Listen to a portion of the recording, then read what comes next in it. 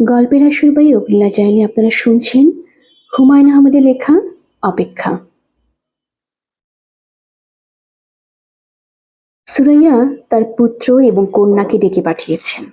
দুজনকে একসঙ্গে তিনি সচরাচর ডাকেন না। যখন ডাকেন তখন বুঝতে হবে গুরুতর কিছু বলবেন। গুরুতর ধরনের কথা বলার মতো নতুন কোনো পরিস্থিতি তৈরি হয়নি। কমলাপুর রেল স্টেশন থেকে তিনি শান্ত ভঙ্গিতেই ফিরেছেন। রাতে ভাত খেয়েছেন। ফাতেমা এসে তার কথাবার্তার জন্য ক্ষমা চেয়েছেন। ক্ষমা প্রার্থনা আন্তরিকই ছিল। ফাতেমা বলেছেন, সুরাইয়া দেখো, আমি বোকা একটা মেয়ে, বোকার কথা ধরতে নাই।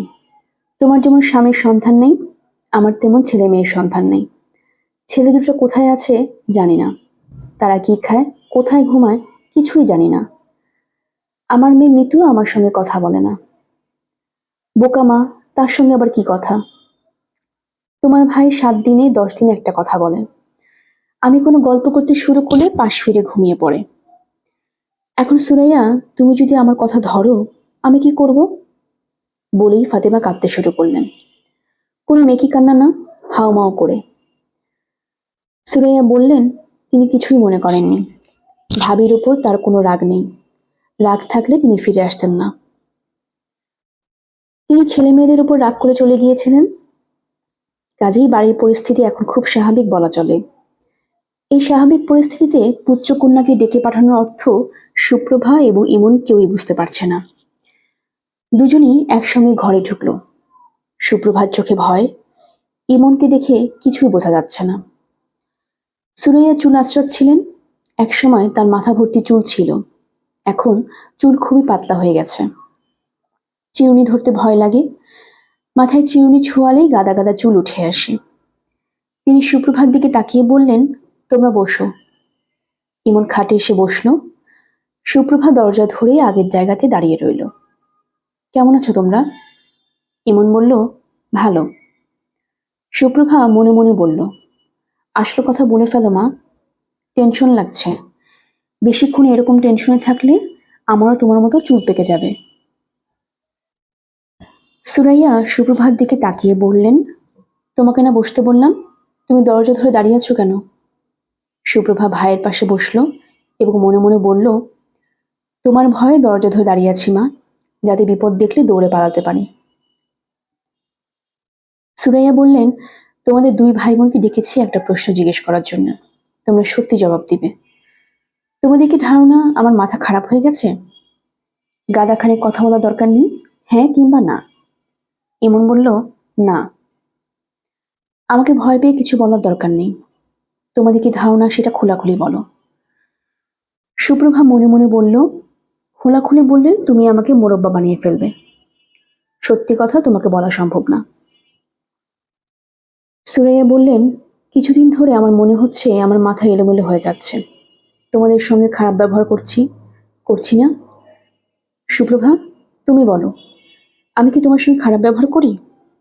সুপ্রভা বলল, হ্যাঁ মা, করো। তবে খারাপ ব্যবহারটা এখন গা সহা হয়ে গেছে। খারাপ ব্যবহার তুমি যখন করো তখন মনে হয় সব ঠিক আছে। যখন ভালো ব্যবহার করো তখন মনে হয় কোনো একটা গন্ডগোল হয়েছে। এই যে এখন মনে হয় সব ঠিক আছে। এখন খুব সুন্দর করে কথা বলছো, তাই এখন খুব ভয় লাগছে। ভয়ে আমার পানি পিপাসা পেয়ে গেছে। সুপ্রভাকে বিস্মিত করে সুরাইয়া হেসে ফেললেন, শব্দ করে হাসলেন। সুপ্রভা এবং ইমন অবাক হয়ে মার খিলখিল হাসি শুনল। সুরাইয়া ছেলের দিকে ফিরে হাসি মুখে বললেন, তোর বোনটা তো ভালো রসিক হয়েছে, মজা করে কথা বলা শিখেছে। বিয়ের আগে আমিও খুব রসিক ছিলাম। ক্লাসে আমি যা বলতাম তাই শুনে আমার বন্ধুরা হেসে গড়াগড়ি খেত। বিয়ের পর সব মেয়ে কিছুটা বদলায়, আমিও বদলালাম। তোদের বাবা তো খুব গম্ভীর ধরনের মানুষ ছিলেন, তার সঙ্গে থেকে থেকে তার স্বভাবে খানিকটা আমার মধ্যে ঢুকে গেল। আমিও গম্ভীর ধরনের হয়ে গেলাম। সুপ্রভা বলল, বাবা কি ইমন ভাইয়ের মতো ছিল? সুরাইয়া বলল, না, ইমন বেশি গম্ভীর। মা ঠিক বলেছ। ইমন ভাইয়াকে মজার কিছু বলে দেখবে, সে হাসার বদলে ভ্রু কুঁচকে ফেলেছে। ভ্রু কুঁচকানোর অভ্যাস তোদের বাবারও ছিল, তবে মজার কথা বললে সে খুব হাসত। একবার রাতে ভাত খেতে বসে তোদের বাবাকে কি যেন বলছি, সে এমন হাসতে শুরু করলো যে শেষে শ্বাসনালীতে ভাত ঢুকে গেল, প্রায় মারা যাবার জোগাড়। সুপ্রভা বলল, কি সর্বনাশ! তুমি বাবাকে মেরে ফেলার ব্যবস্থা করেছিলে? বলেছিলে কি? কি বলেছিলাম মনে নেই। মনে করার চেষ্টা করো তোমা, আমি খুব শুনতে ইচ্ছে করছে। বাবার সঙ্গে সম্পর্কিত প্রতিটি খুঁটিনাটি জিনিস তো তোমার মনে থাকে, এটাও নিশ্চয়ই মনে আছে। সুরাইয়া হঠাৎ গম্ভীর হয়ে গেলেন। মার এই পরিবর্তন পুত্র ও কন্যা কারই চোখ হয়ে রইল না। সুপ্রভাত চুপ করে গেল। 3 নম্বর দূরবর্তী বিপদ সংকেত। নৌযানগুলিকে নিরাপদ আশ্রয়ে ফিরতে বলা হচ্ছে। ইমন বলল, মা তুমি আমাদের জন্য কি ডেকেছ? গল্প করার জন্য ডেকেছি। গল্প করার জন্য ডাকলে কি কোনো সমস্যা আছে? না, সমস্যা নেই। সুরাইয়া এতক্ষণ ছেলে মেয়েদের তুই তুই করে বলছিলেন, এখন তুমিতে চলে গেলেন, অর্থাৎ অবস্থা সুবিধার না। সুরাইয়া বললেন, তোমরা থাকো তোমাদের মতো, আমি থাকি আমার মতো। মাঝে মাঝে গল্প করার ইচ্ছা তো হতেই পারে, নাকি পারে না? নাকি ইচ্ছা হওয়াটাও অপরাধ? ইমন বিব্রত গলায় বলল, অপরাধ হবে কেন? তুমি ভ্রু কুঁচকে এমন মূর্তির মতো বসে আছো দেখে মনে হচ্ছে আমার কথাবার্তা তোমার অসহ্য লাগছে। তোমার যদি এমন মনে হয়ে থাকে তাহলে খুব ভুল মনে হয়েছে। অনেকদিন পর তোমার কথা শুনে ভালো লাগছিল। এখন আর ভালো লাগছে না? হঠাৎ কেন রেগে যাচ্ছ মা? হঠাৎ রাগ উঠছে বলেই রাখছি। ইমন বলল, মা তোমার কথা যদি শেষ হয়ে থাকে তাহলে আমি যাই। আমার ক্লাসের একটা ছেলে এসেছে, ও একা বসে আছে। থাকুক একা বসে, আমার কথা শেষ হয়নি। আমি তোমাদের ডেকেছি একটা জরুরি কথা বলার জন্য। জরুরি কথাটা হচ্ছে, আমি এই বাড়িতে থাকবো না। ইমন বলল, কোথায় যাবে? আলাদা বাসা ভাড়া করে তোমাদের নিয়ে থাকবো। ইমন মায়ের দিকে তাকালো, কিছু বলল না। সুরাইয়া বললেন, ইত্তেফাক পত্রিকায় অনেক বাড়ি ভাড়া বিজ্ঞাপন ছাপা হয়। আমি বিজ্ঞাপনগুলো পড়েছি। ঢাকার আশেপাশে 3,000 টাকার মধ্যে 2 রুমের বাসা পাওয়া যায়। 3,000 টাকায় বাসা ভাড়া করলাম। আর বাসার খরচ যদি 5,000 টাকা ধরি তাহলে মাসে 8,000 টাকা হলেই আমাদের হয়ে যায়। সুপ্রভা বলল, মাসে 8,000 টাকা পাবে কোথায়? সুরাইয়া বললেন, আমি যেখান থেকে পারি জোগাড় করব। সে দায়িত্ব তোমাদের না, সে দায়িত্ব আমার। ইমন বলল, তবু শুনি টাকাটা তুমি কোথায় পাবে? আমি এখনো চিন্তা করিনি। সুপ্রভা বলল, মা ভাইয়া আগে পাশ করুক। ভাইয়া যা ভালো ছাত্র, সে পাশ করার সঙ্গে সঙ্গে ইউনিভার্সিটি টিচার হয়ে যাবে। কোয়ার্টার পাবে, তখন আমরা কোয়ার্টারে উঠব। আর বাসা ভাড়া করতে হবে না। এতদিন আমি অপেক্ষা করতে পারবো না। তোমাদের নিয়ে আমি আলাদা থাকবো, নিজে রান্না করব, ঘর পরিষ্কার করব, গোছাবো, ফুলের টবে গাছ লাগাবো। সংসারটা হবে আমার নিজের। কলমি শাকের মতো ভেসে ভেসে বেড়ানো সংসার না। ইমন বলল, নিজে আলাদা সংসার চাচ্ছ, খুব ভালো কথা। এখন তো সম্ভব হচ্ছে না। প্রতি মাসে 8,000 টাকা তুমি নিশ্চয়ই ভিক্ষা করে জোগাড় করতে পারবে না? যদি জোগাড় করতে পারি, তুই কি আলাদা বাসা করবি? হ্যাঁ করব। বেশ, আমি কমপক্ষে 3 বছর আলাদা ভাষা করে থাকার মতো তোকে টাকা জোগাড় করে দেব। তুই বাসা ভাড়া করবি। তোর বাবার অফিস থেকে একটা পয়সা আমি আজ পর্যন্ত নিইনি, এখন নেব। টাকা পেতে হলে বাবা মারা গেছেন এই জাতীয় কাগজপত্র দিতে হয়। তুমি তো সেটা কখনো করতে চাওনি, এখন করতে চাচ্ছ কেন? এখনো করতে হবে না। 15 বছরের বেশি নিখোঁজ থাকলে ডেথ সার্টিফিকেট লাগে না। ভাইজান অফিস থেকে খোঁজ নিয়েছেন। ও আচ্ছা, সব মিলিয়ে 5 লাখের মতো পাওয়া যাবে। এই টাকায় তোর চাকরি না হওয়া পর্যন্ত আমরা বাসা ভাড়া করে থাকতে পারবো। পত্রিকায় একটা বাড়ি ভাড়া বিজ্ঞাপন উঠেছে, আমার খুব পছন্দ হয়েছে। দাগ দিয়ে রেখেছি, মন দিয়ে শোন, পড়ে শোনাচ্ছি। সুরাইয়া পত্রিকা হাতে নিলেন। সুপ্রভা মনে মনে বলল, কি সর্বনাশ! মা আবার আমাদের কি যন্ত্রণায় ফেলার ব্যবস্থা করছে। তোরা মন দিয়ে শোন। 2 রুম, 2 বাথরুম, ড্রয়িং ডাইনিং, উত্তরে বারান্দা, খোলামেলা, প্রচুর আলো হাওয়া। ভাড়া গ্যাস ও পানি সহ 3,500 টাকা। 6 মাসের অগ্রিম। কি ভালো না? সুপ্রভা বলল, হ্যাঁ ভালো, চল দেখি আসি। ইমন বলল, এখন দেখে আসবে? হ্যাঁ, এখন দেখে আসবো। একটা বেবি ট্যাক্সি ডাক দে, 3 জন মিলে চলে যাই। দুটো রুম তো, একটাতে আমি আর সুপ্রভা থাকবো, একটাতে ইমন থাকবে। উত্তরে বারান্দায় ফুল গাছের টব রাখবো। অবশ্য শীতকালে খুব ঠান্ডা লাগবে, উত্তরে হাওয়া। ইমন বলল, এখন দেখো তো মা, লাভ নেই। বাসা পছন্দ হলেও তুমি নিতে পারবে না। তোমার সঙ্গে টাকা নেই। টাকাটা আসুক, তারপর আমরা বাড়ি করে দেখব। সুরাইয়া ক্লান্ত ভঙ্গিতে বললেন, আচ্ছা তোরা যা। ইমন সঙ্গে সঙ্গে বিছানা থেকে নেমে চলে গেল। মার মুখের দিকে তাকিয়ে সুপ্রভার খুব মায়া লাগছে। কিরকম হতাশ মুখ করে বসে আছেন, মনে হচ্ছে এক্ষুনি কেঁদে ফেলবেন। সুপ্রভা বলল, মা চলো, তুমি আর আমরা দুজনে মিলে দেখে আসি। সুরাইয়া আনন্দিত গলায় বললেন, তুই যাবি? হ্যাঁ যাব। বাড়ি পছন্দ হলে তো কোনো লাভ হবে না, বাড়ি ভাড়া নিতে পারবো না। নিতে পারবে না কেন? পছন্দ হলে বড় মামার কাছ থেকে টাকা ধার নিয়ে 6 মাসে অ্যাডভান্স দিয়ে দিবে। বাবার টাকাটা পেলে মামার টাকাটা ফেরত দিলেই হবে। সুরাইয়া বললেন, চল যাই। মিতু আপাকে সঙ্গে নিব। মা, কাউকে সঙ্গে নিতে হবে না, তুই আর আমি যাই। তোর বুদ্ধিটা আমার পছন্দ হয়েছে, ঠিকই বলেছিস, ভাইজানের কাছ থেকে ধার নিলেই হবে। সুপ্রভার ইচ্ছে করছে জিজ্ঞেস করে, এতদিন পর তোমার হঠাৎ আলাদা বাড়ি নেবার ইচ্ছে হলো কেন? জিজ্ঞেস করলো না। মার মেজাজ এখন ভালো, সেই ভালোটা বজায় থাকুক। প্রশ্ন শুনে মা যদি আবার উল্টে পাল্টা কোনো সমস্যা করে। সুপ্রভার ধারণা তার মার মগজের ভেতরে মাকড়সার মতো দেখতে কিছু পোকা বাস করে। পোকাগুলি হলো মেজাজ খারাপের পোকা। এর মাঝে মধ্যে গর্তের ভেতর থেকে বের হয়ে আসে, তখন মা অন্য মানুষ হয়ে যান। পোকাগুলি এখন গর্তের ভেতর লুকিয়ে আছে, থাকুক। খুঁচিয়ে এদের গর্ত থেকে বের করা কোনো দরকার নেই। বাসা দেখে সুরায় খুব মন খারাপ হলো। একতলে অন্ধকার ছাতা পড়া স্যাঁতসেঁতে ঘর, এক চিলতে বারান্দা, সেই বারান্দার সামনে পাহাড় সমান বাড়ি দাঁড়িয়ে আছে। দিনের বেলাতেও বারান্দা অন্ধকার। সুপ্রভা বলল, বাদুরদের থাকার জন্য এই বাড়িটা খুব ভালো মা, 24 ঘন্টা অন্ধকার। এই বাড়ির নাম হওয়া উচিত বাদুর ভিলা। সুরাইয়া বিরক্ত গলায় বললেন, তাহলে আলো হাওয়া এসব মিথ্যা কথা বললো কেন? সুপ্রভা বলল, মিথ্যা কথা বললে দোষ হয় না মা, লিখলে দোষ হয় না। উপন্যাসিকরা যে ক্রমাগত মিথ্যা কথা লিখেন, তাদের তো দোষ হয় না। সুরাইয়া বললেন, চল ফিরে যাই। সুপ্রভা বলল, বের হয়েছি যখন চট করে ফিরবো কেন?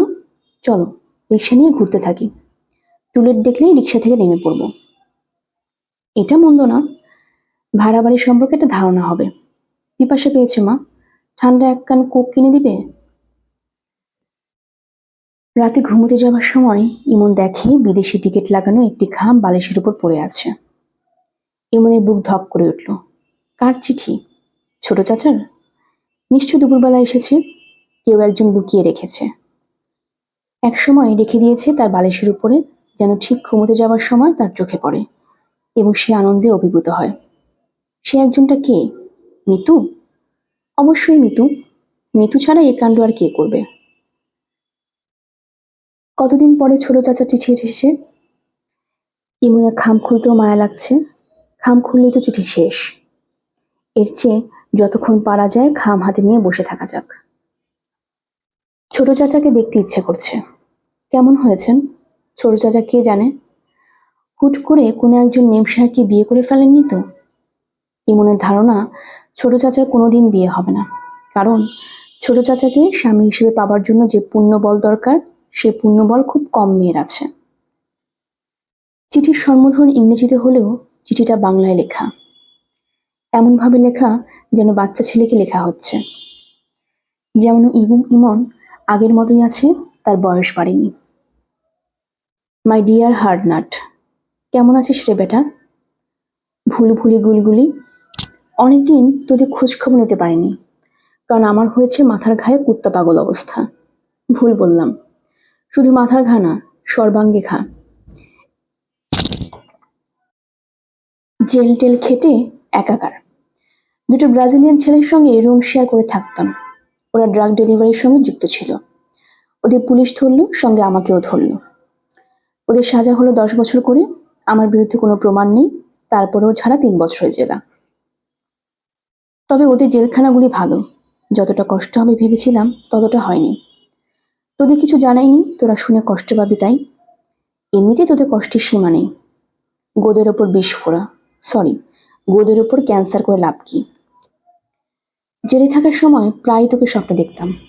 একটা স্বপ্ন দেখি তুই রিক্সা থেকে পড়ে পা ভেঙে ফেলেছিস। আমি ছুটোছুটি করে তোকে হাসপাতালে নিয়ে যাচ্ছি। তুই কান্নাকাটি কিছু করছিস না, মুখ ভোতা করে আমার গলা ঝরিয়ে ধরে রেখেছিস। স্বপ্ন দেখে খুবই মনটা খারাপ হয়েছিল। জেল থেকে বের হয়েছি, সঙ্গে বেশ কিছু টাকা নিয়ে। এদেশের জেলে কয়েদিরা নানান ধরনের কাজকর্ম করে, তার জন্যে পারিশ্রমিকও পায়। সে পারিশ্রমিক জমা থাকে, কয়েকবার শেষ হলে টাকাটা দিয়ে যাওয়া হয়। জেল খাটা মানুষ তো আর চট করে চাকরি জোগাড় করতে পারে না, এই টাকাটা তখন কাজে লাগে। যাই হোক, আমার জেল রোজগার থেকে তোকে কিছু পাঠালাম। তুই সুপ্রভাকে দামি একটা ফোন উপহার কিনে দিবি। ভাবিকে অবশ্যই একটা ভালো শাড়ি কিনে দিবি। তোর যত বন্ধু বান্ধব আছে সবাইকে কিছু না কিছু গিফট দিবি। শুধু তুই নিজে কিছু নিবি না। টাকাটা কিরে বেটা, তোকে কেমন প্যাচে ফেলে দিয়েছি। তোর উপহার আমি নিজে নিয়ে আসবো। বেটা রে, তুই ভালো থাকিস। তোকে একটা কথা বলি, আমি যখন খুব বড় রকমের ঝামেলায় পড়ি, চোখে অন্ধকার দেখি, তখন তোর ছোটবেলার ছবিটা মনে করার চেষ্টা করি। গম্ভীর ধরনের একটা শিশু, অসম্ভব বুদ্ধি, যে বুদ্ধি সবটাই সে গোপন করে রাখে। বুদ্ধির চেয়েও বেশি যায় মায়া, যে মায়া সে কাউকে দেখতে দেয় না, গোপন করে রাখে। যখন সেই সুন্দর ছবিটা মনে ভেসে ওঠে, তখন দুঃখ কষ্ট আর গায়ে লাগে না। বেটা আজ যাই, পরে তোকে আরো লম্বা চিঠি দেব। ইতি, ছোট চাচা। চিঠির সঙ্গে $100 দুটো নোট। ইমন বাতি নিভিয়ে মশারির ভেতর ঢুকে গেল। ছোট চাচার চিঠিটা সে গালে চেপে ধরে রাখলো। তার কেন জানি মনে হচ্ছে ছোট চাচা অনেক দূর থেকে হাত বাড়িয়ে তার গাল ছুঁয়ে রেখেছেন এবং মুখে বলছেন, লক্ষ্মী সোনা চাঁদের কণা ভুন ভুন খুন খুন শুন শুন, ভুলভুলি গুলগুলি পুলপুলি। রাত প্রায় 1টা বাজে। জামিলুর রহমান সাহেব বারান্দায় হাঁটাহাঁটি করছেন। তার ঘুম আসছে না, মাথা দপদপ করছে। মাথায় পানি ঢাললে ভালো হতো, একা একা মাথায় পানি ঢালা যায় না। এত রাতে কাউকে ডেকে তুলতে ইচ্ছাও করছে না। ঘুম না এলে মানুষ কি করে তার জানা নেই। ঘুমের সমস্যা তার কখনো হয়নি। সারাদিন পরিশ্রমের পর রাতে ঘুমোতে যেতেন, সঙ্গে সঙ্গে ঘুম আসতো। বয়স বাড়লে মানুষের ঘুম কমে যায়, তার বয়স বাড়ছে, ঘুম কমার এটাও একটা কারণ হতে পারে। শোভন এবং টোকনের কাণ্ড কারখানা তার মনে হয়তো বা চাপ দিচ্ছে। শোভন টোকনের ব্যাপারটা অবশ্য তুচ্ছ করার মতো নয়, তিনি তুচ্ছ করে যাচ্ছেন। যে কোনো ঘটনায় বড় করে দেখলেই বড়, ছোট করে দেখলে ছোট। পুরো জিনিসটা নির্ভর করছে কিভাবে দেখা হচ্ছে তার উপর। সুরাইয়া স্বামী হারিয়ে গেছে, এই ঘটনাকে অনেক বড় করে দেখছে বলে আজ সুরাইয়া এই অবস্থা। মানুষ হারিয়ে যাওয়া তেমন কোনো বড় ব্যাপার না, যুবক ছেলে বিগড়ে যাওয়া কোনো বড় ব্যাপার না। সূত্রাপুর থানার ওসি সাহেবকেও তিনি তাই বললেন। ওসি সাহেব তার অফিস এসেছিলেন। মাই ডিয়ার ধরনের অমায়িক ভদ্রলোক।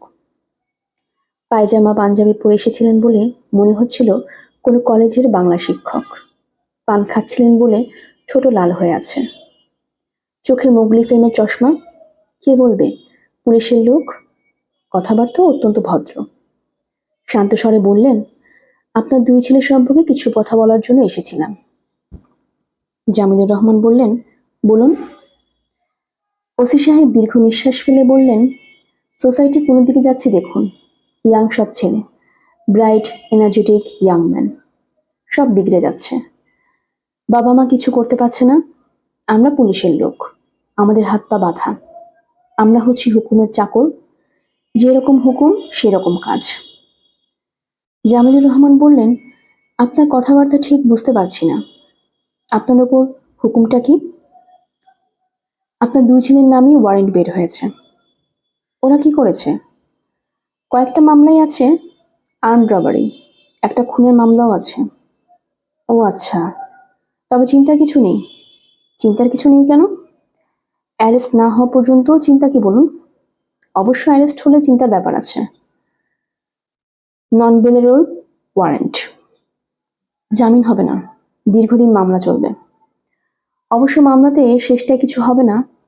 এইসব মামলার সাক্ষী পাওয়া যায় না, কেউ সাক্ষী দিতে চায় না, সব বেকসুর খালাস। সেটাও 2-3 বছরের ধাক্কা। সবচেয়ে ভালো বুদ্ধি হচ্ছে অ্যারেস্ট না হওয়া।